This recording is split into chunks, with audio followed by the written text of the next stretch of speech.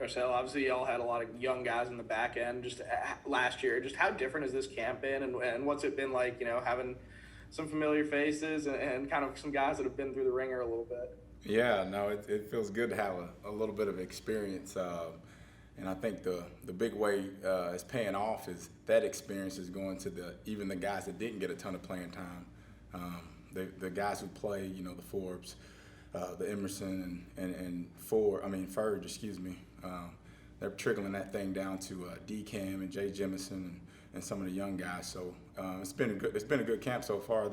It's always good when your players are teaching the other players. Joel Coleman.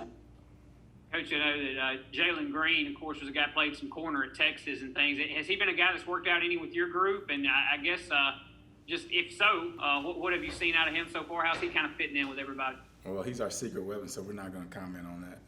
No, I'm just messing with you. No, he hadn't been working at corner just yet. He's been working with the safety group, and he's done a phenomenal job thus far. Man, he really is a strong player, and he's only 5 or 6 practices in, and he's just scratching the surface of how good he's going to be because he really doesn't know exactly what he's supposed to do, but he's out there making plays. So I'll be excited to see him through a whole spring, summer, and then fall camp, obviously.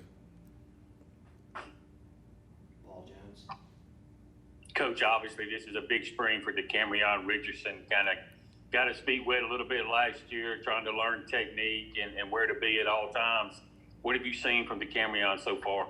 Yeah, the thing I love about DCAM is, you tell him something once, man, he doesn't forget it. Now he doesn't, like you said, he was raw and he didn't know a whole lot about playing the position, but man, once he learns it, it's stuck in his head, it's ingrained in his movements and the way he works, and so he's probably had the best spring of my whole group. So I'm excited about him, and I'm excited to where he's going to go. John Sokoloff. How do you kind of use your experience of getting, obviously, to the NFL? How do you kind of use your experience as a player to kind of help these guys? And what do you kind of see as the potential of this kind of unit?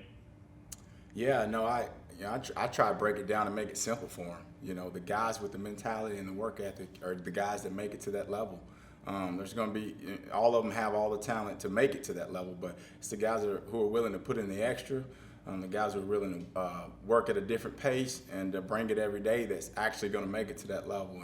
And always having that kind of insight for them and that understanding, hey, look, you don't have to be, this highly recruited guy, or you don't have to do it. If you're a guy who works your tail off and you believe in yourself and always trying to get better, that thing's going to happen for you because that's all the league is.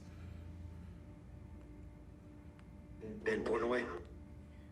Coach, obviously Emmanuel's a guy that was young last year and played a ton of snaps as a true freshman. Just when you look at him and what he was able to do last year, just what's kind of the next step in his progression, and how much of a value is that for a guy like that to step in and play as much as he did his first year? Yeah, no, it's invaluable. I mean, it's awesome for him to actually, for that to have happened the way it did. And, I think his progression is just being consistent.